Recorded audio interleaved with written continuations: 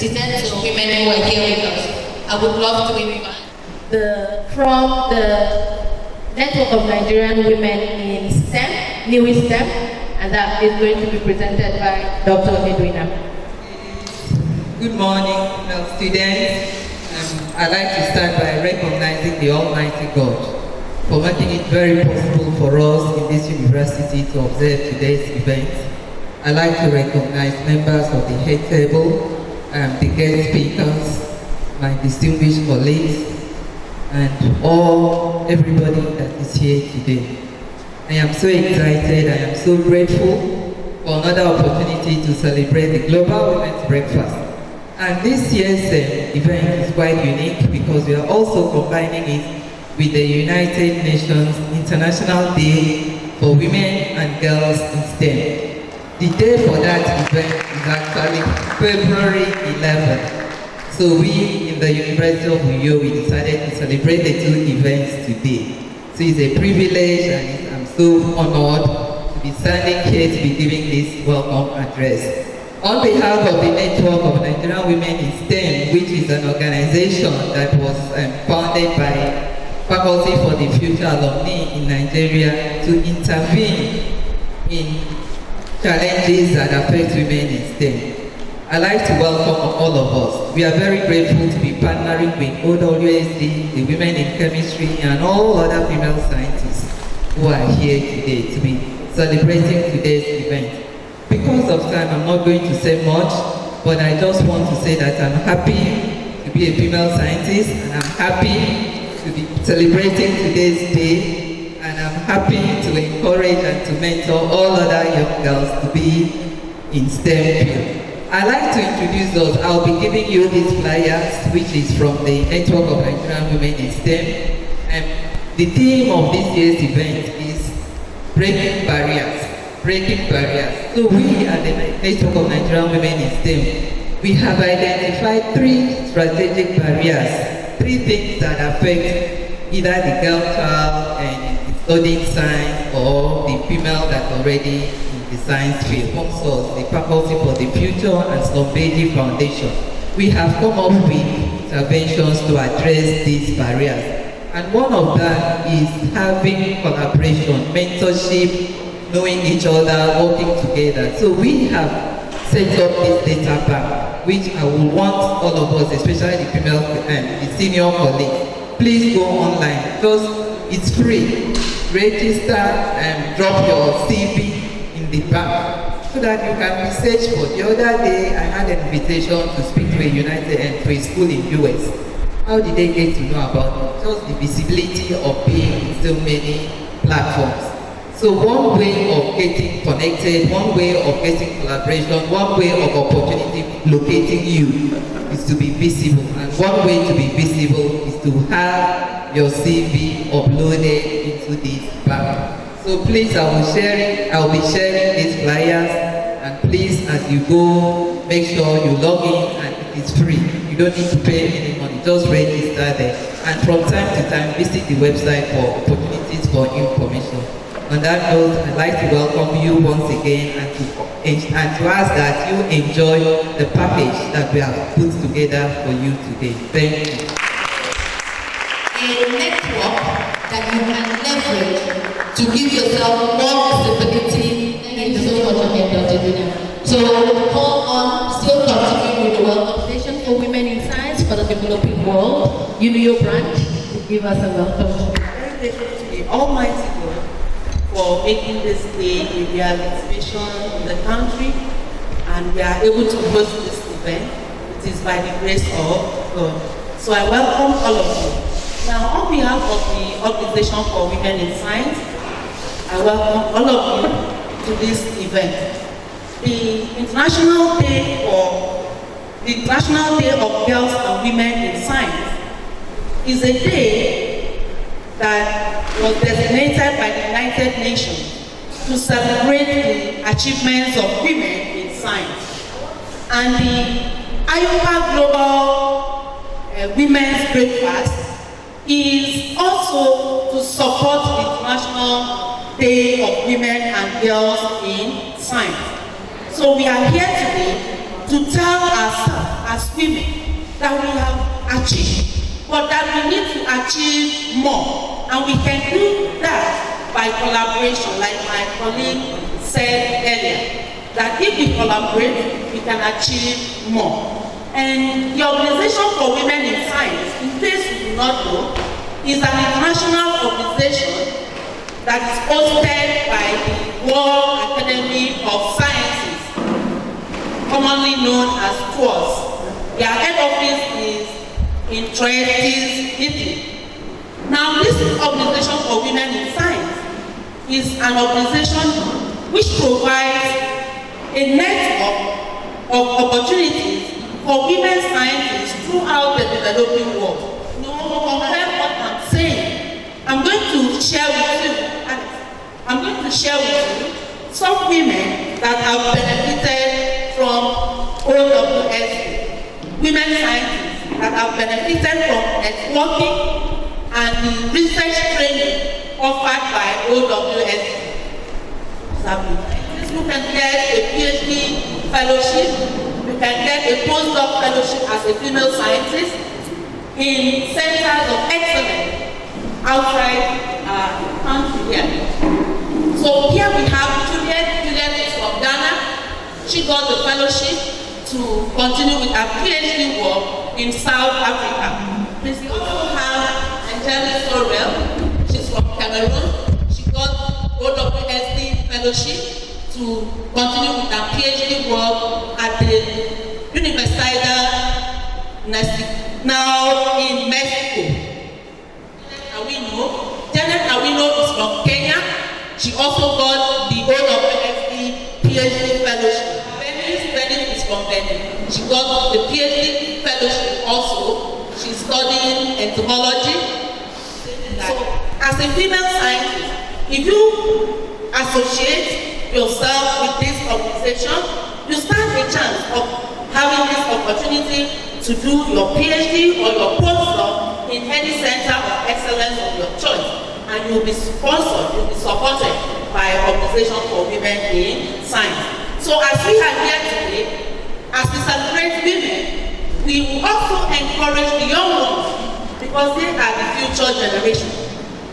What you're going to hear from us today should motivate you to choose careers in science. That is the essence of the International Day of Women and Girls in Science.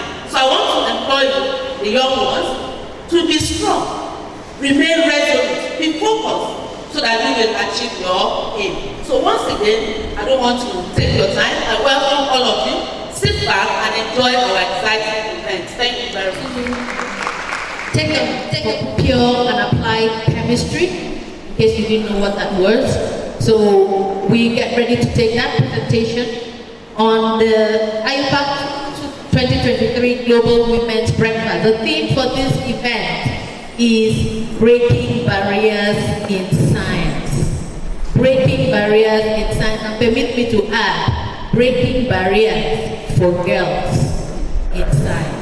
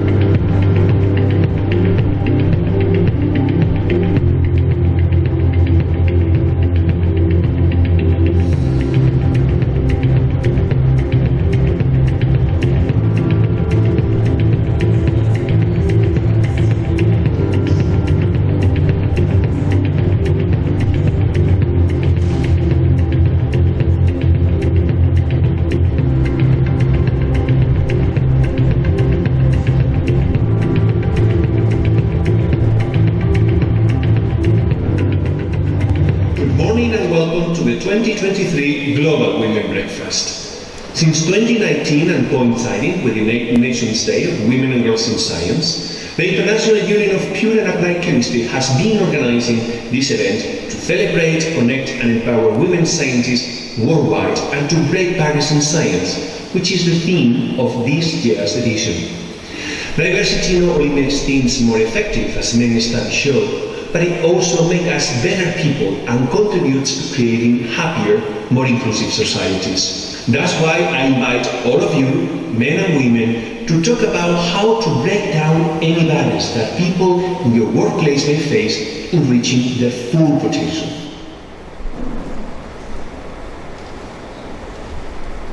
The early composition of my lab at Berkeley, in fact, really the core people that did the work that the Nobel Foundation has recognized me for, if you look at that group of people, they are far more diverse than certainly at that time you would see in the average chemistry laboratory. I had a preponderance of female grad students at a time when our representation in the graduate program at Berkeley was maybe 30%. I was over half. Why not? We didn't have to play by the rules. I was very fortunate that I could actually play a supportive role in my lab and let that diverse group of students find their voice, realize their curiosity, break something that 25 years later, some people found impactful. And I owe them a great debt of gratitude. The 2023 Global Women Breakfast is particularly special because IUPAC has joined with all international scientific unions and science academies worldwide.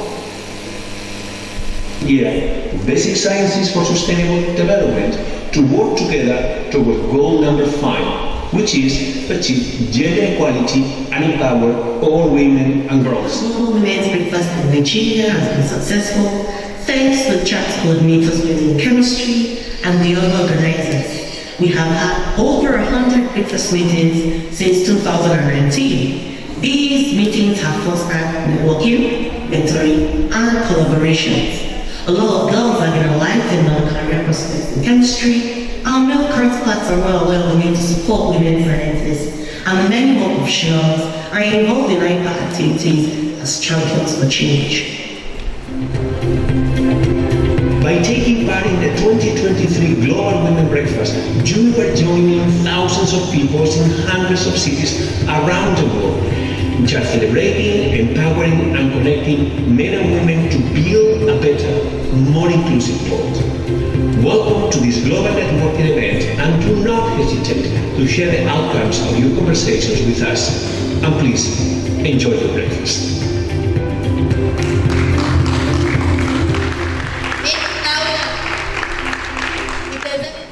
The female, from a representative of female computer scientists, Dr. Patience Osip.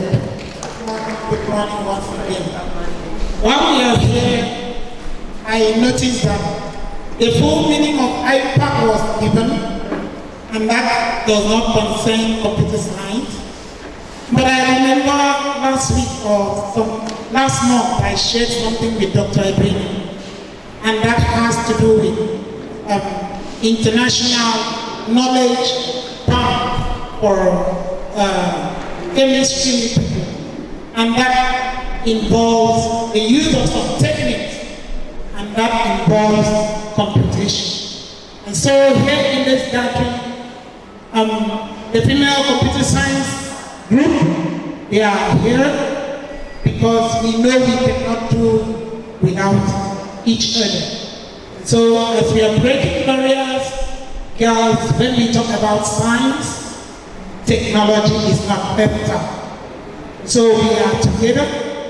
And so on behalf of the female computer science group, I stand to tell the organizers of this event, IUPAC, OSD, which of course I am a strong member, that you have done well. So to you that is here present, please watch out, because you are going to get enough. You will not leave here without anything. Thank you very much. In its name already, and I think that technology is simply the application of science. So maybe we should rename. But it's important to know that IUPAC simply is serving as a coordinating body for the discussions around the inclusion and the promotion, the encouragement of more minority groups, which the female gender seems to be maybe at the forefront of that, to take up careers and completely reach their full potential in the various areas of science. So we work straight, and as more groups indicate, we will probably allow them to take a few goodwill messages for today. But first, let's just jump right straight into the stuff, because I'm itching to hear everything that we need to hear today for our discussion to happen. And so I want to introduce to you our first speaker, Professor of Public Health Nutrition. She is a registered nurse, a registered midwife, a mother, and a grandmother, and the current head of the Department of Human Nutrition and Dietetics. Please make very welcome Dr. Dominica Okara.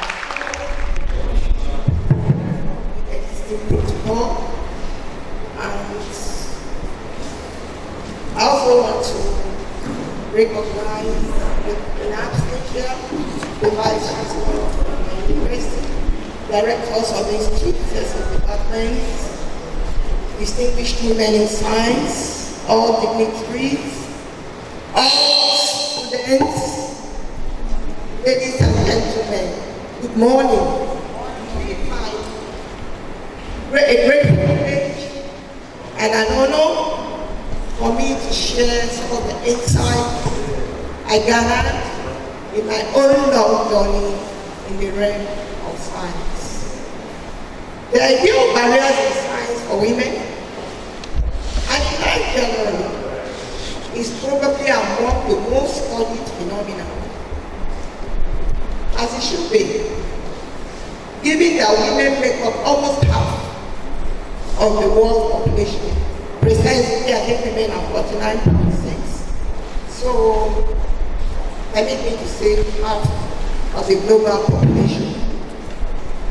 So the issue then is, what are the barriers to science in about half of the world's population? Because sometimes when we think about women and barriers in life and in science, we need to keep the proper perspective. We are talking about half of the world's population, slightly less than half, but we can say 49.6 half. So what this correct perspective does immediately is bring into focus the scale of the problem, to illuminate the global impact of such barriers in science for all human beings and for all human beings. When we consider the fact that science contributes significantly to the production of knowledge and thus contributes to the functioning of governments, drives innovation, helps individuals, groups, and countries to get ahead economically, to stay healthy, and even to survive, the world needs all hands on deck in these important and existential functions. Of course, we remember during COVID, we needed scientists to quickly, get a vaccine for us. So we don't need half of the world scientists working on it. We need all of the world scientists working on it. So the persisting scenario, let me just rush over this. I think a mere glance on our technical table tells us what the problem is. Only about, in the developed countries, only about 28% of scientists are female. In developed countries, one can easily ask what the situation will be in resource-poor countries or developing countries such as our own country, Nigeria. Some factors, about four, I just like to stay on 4 factors that will establish to enhance people's achievements in life and in science. But for the purposes of our discourse today, of course, we are focusing on women. But let us remember that women are half of the population of the world. And as we did say, we need all hands on deck. Now, gender, I need to stay on gender. Because part of the persisting scenario, which I just October is that women are underrepresented in science. They are underrepresented in science, technology, engineering, and maths. And gender is one of the forces driving this underrepresentation. So people need to stay on that element. One of the reasons that more men are represented in science, technology, engineering, and maths is the perception, permit me to use the word erroneous, perception that men are stronger in science. I do believe, and I know there are people who will completely disagree with me, but that's my thesis for this morning. And if you look at the technical team, we see there's an overrepresentation of men. In fact, there's no woman represented.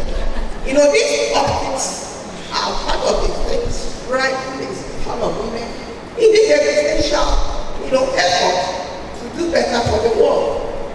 Now, it was hitherto thought, allow me to use the word hitherto, because some people think presently that males were genetically programmed to do better in science, that they were genetically in their genes. And I'm saying, let's take another look. This is based on the well-documented empirical evidences of superior performance of males in science, studies, and occupations. It is known that the strength of males in science has been linked to their superior spatial aptitude. Now, spatial intelligence is a predictor of success in science, technology, engineering, and math. Has been defined as ability to generate, retain, retrieve, and transform well-structured images. Okay. Whereas it has been shown that spatial aptitude can be improved during training. However, it's not in the curriculum. Nobody's trying to improve, spatial aptitude.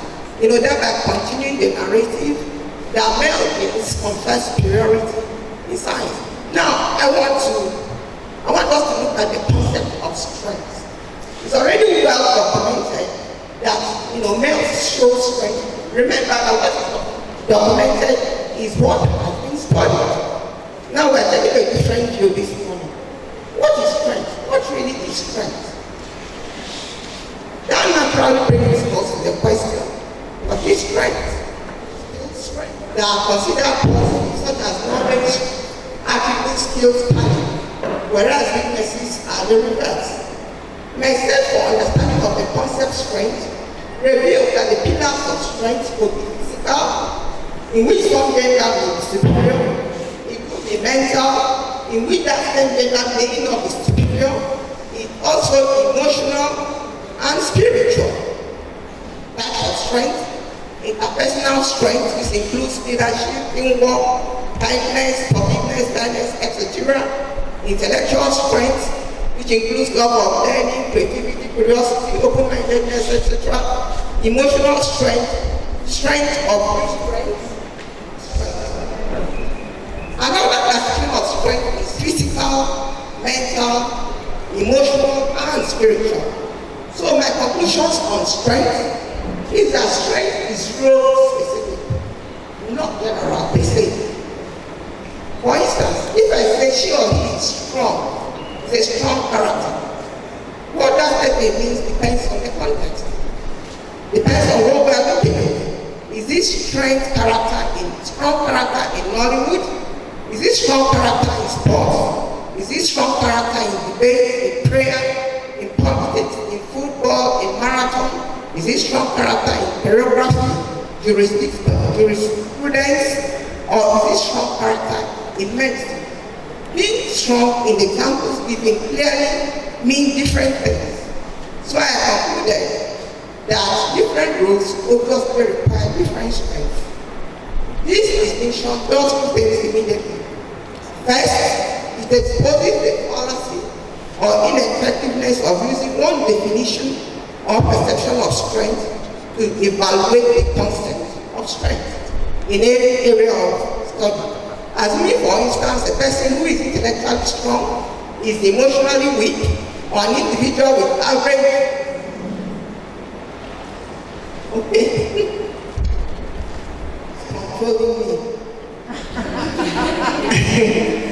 Okay, so we are assuming, for instance, that a person who is intellectually strong is emotionally weak, or an individual with average intelligence is emotionally strong and has strong social support. Clearly, the study and career performance of the hypothetical individuals will not be about their intellectual progress. Secondly, it attempts to clarify the observable phenomenon that girls are trying now. A natural conclusion would have been that since strength in science is gender specific, there should be no such change in data of achievement between males and females. Instead, we don't even have to go far, because there have been dramatic changes in empirical evidences of the shift in the proportion of women who are excelling in otherwise male-dominated professions. Qualified doctors, Dr. Uzak was the best graduate student in all the subjects in medical school. Victory, not only is victory epic, swept the prizes. Instead, both doctors are young, petite, and female. What are you? Yeah, there's a reason for saying they are petite. We're going to come to that. But I feel in our country, we have 7 chief executive officers of Nigerian banks who are 7. Yes, you had that right, 7. And we have, I have their names listed here if you're interested. I found something compelling when I was perusing the background of these 7 chief executives of banks. And we'll come back to that. Definitely worthy of mention is our own Director General of World Trade Organization, Dr. Ngozi Okonjo-Iweala, a female scientist, taking the world stage, Dr. Stella Boni, okay, and several others. And then also in Nigeria, we have, I think, 8 vice chancellors that are female. 8 vice chancellors are female. Among them are 5, scientists. Then, another factor that apart from gender, I hope I have been able to dissuade you that gender is not the full story in the disparity between male and female achievement in STEM. Another factor that, militates against achievement of females in science is their microenvironment. The female child's microenvironment, starting from the family, of course the genetic disposition. I think I'm going to come to the paper I've been trying to wrap up. The genetic disposition is pre-programmed before birth. So as the Nigerians will say, shine your eyes when you are contemplating marriage. A story, I read an article somewhere where a male scientist, brother and inventor who didn't have country looks married this female who was very beautiful, a dumb blonde. And the woman decided, so I can't wait to have our children who will have my looks and have your brilliance. And the man said, what about if they have my looks and they are dumb like you? So I said we should take advice in contemplating marriage, shine your eyes, support the schooling system. As I said, what I found common to all the women, almost all the women bank executives in Nigeria is foreign degrees. Take that foreign degrees, all other things being equal, to mean quality education. So quality education is critical in enabling females to be at par, in achievement in their career and in their studies. Now this is important because in defining education, we need to understand that there are many ways or many definitions of intelligence. Right now, the focus is mostly on intelligence quotient, whereas that's not so. Because of, I don't have enough time, I was going to elaborate on that there are many types of intelligence. But as it is now, the focus is only on intelligence quotient. Whereas there's emotional intelligence, there's social intelligence. And this, emphasis on intelligence quotient as the only measure of intelligence is probably in my view, the reason why when you look at people who came first in primary school, came first in secondary school, had first class in university. They are not so represented as captains of industries, as business moguls, as political giants, etc. That means that we should have a more holistic and broad-based view of intelligence. This will help teachers, parents, and stakeholders in the evaluation of children's intelligence. The evaluation should not be based on those who are coming first. Because we have said, there are other types of intelligence, emotional intelligence, social intelligence that helps people to actualize their full potential in life. So it's important in our conversation, especially as teacher students, that we validate them. It's not until the child comes first, as we said, there are other types of intelligence that will enable the child to perform excellently well. Luckily, our vice chancellor had a first class, and he's a community leader, so maybe he needs to write a book on how to lead in class and also lead in community. Then we talked about another level of economic and technological development. Of course, as the countries develop economically and technologically, there will be more funding in education, more budgetary allocation to education, more presence of equipment. In my interaction with undergraduate science students in this university, most of the things they complain about that discourage them from science is lack of equipment. They have to imagine what they are being taught. Since there was no simulation of what they are being taught. They also talk about and fear of failure, etc. Then in the other society, there's this concept that women do not do well in science, and these social nuances are very strong perceptions, because we are socialized as child bearers and carers, so women may be more likely to enter professions or careers that do not contrast with their socialized groups. So I don't know how many minutes I have left.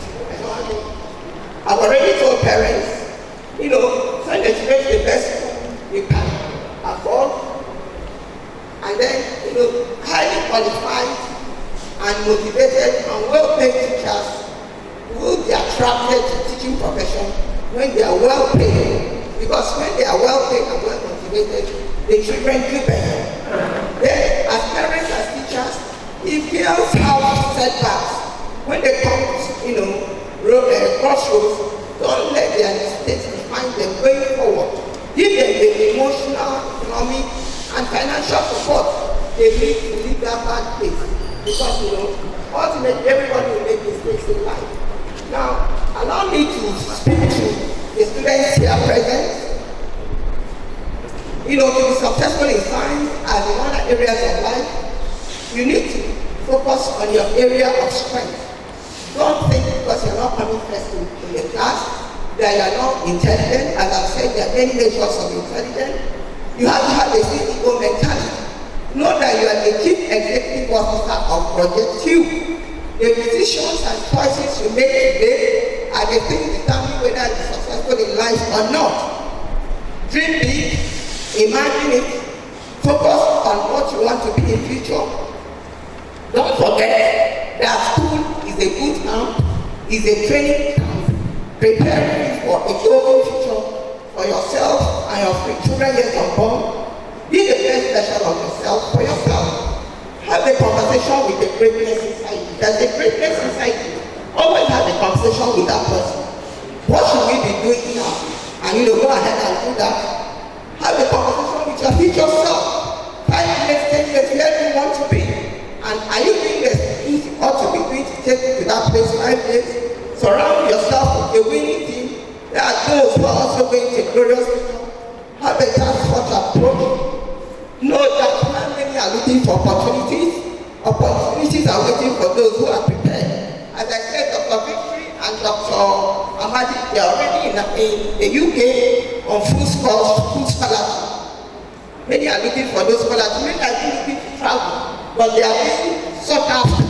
And they are giving full scholarship to the UK, to come to the UK and study. Know that life without hard work will lead to a hard life. So choose wisely. You are the future of the world. You are the hope of your parents. You are tomorrow's people. You are the new inspiration.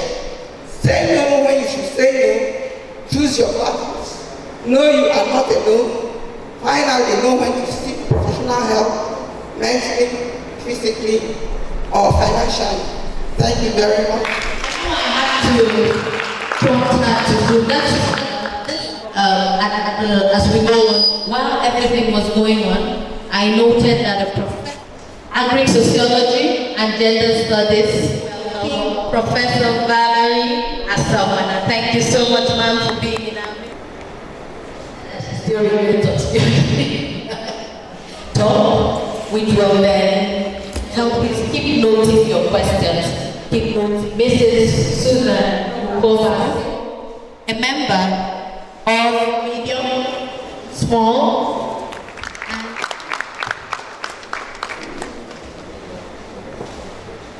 and scientists.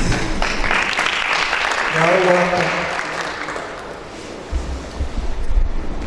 When I was asked to come and give a talk, IUPAC 2023, Global Women's Breakfast and UN Day of Women and Girls in Science, I was like,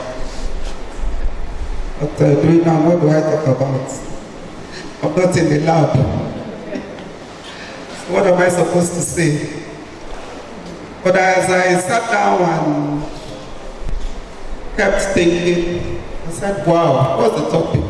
Breaking barriers. Breaking barriers in science. Women breaking barriers in science. And with my background as an entrepreneur, I decided to marry the two, to break the barrier. We're talking of science, but we want to talk of science outside the box. We want to think outside the box. So I decided to talk about the scientist as an entrepreneur, the scientist entrepreneur. From my slide here, you can see you're going somewhere, there's a brick wall. There's a brick wall. So it can be a natural obstacle, and it can be something in the mind. You know, like Prof just said, people think it is only men that should be in science. But we have seen that it is not so anymore. For those of us that have boys and girls in school, you see that most times the girls are breaking the barriers, they are breaking the roof. My son says, Mommy, that girl is a robot. Because there's a girl in their class that from JS1 to SS3, no boy has been able to meet up with her. So all of them say, Mommy, sometimes we look at the back of her head whether there is a chip. That girl is a robot. Because whether it comes to further maths, it comes to chemistry, physics, everything, the girl is a robot. She's on top. So when we say, oh, science is for men, well, I think that girl has proved us wrong. That science is not for men. Because when it comes to technical drawing, she's on top. Nobody has beat her from JS1 to SS3, all the boys. Every time they do meetings and try to see how they can bring her down, no way. So we just concluded the girl is a robot. She has a chip. So you can decide to be positive, because if you don't succeed in your mind,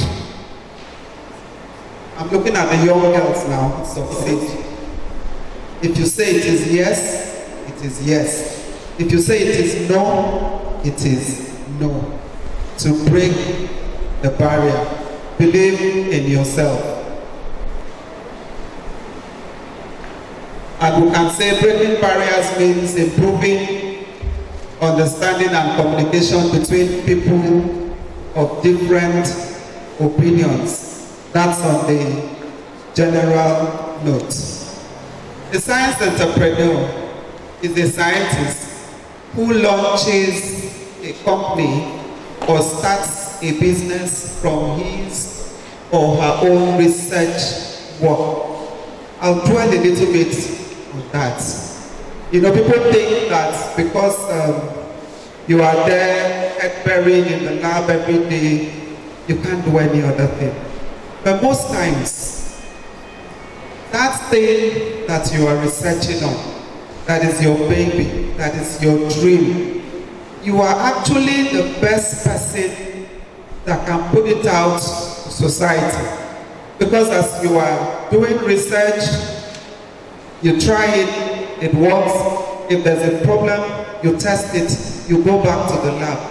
But if you did the research, for instance, during COVID, there was a school, all the sanitizers they sold, all the sanitizers people used around, it was the school from their lab that manufactured all the sanitizers, and they now looked at it. So how do we now call somebody else to come and begin to sell it? So with that, they decided to set up a company and to commercialize it. And because it is a work of their research, they can improve on it. I'm always happy when I see your table water. Because after doing all the research on the water, why go and give it to somebody else to manufacture it and just call it a label? Because after a point, it will just be a label. They can decide to bottle anything. But because it's your research work, it's your baby, you want to see it prosper.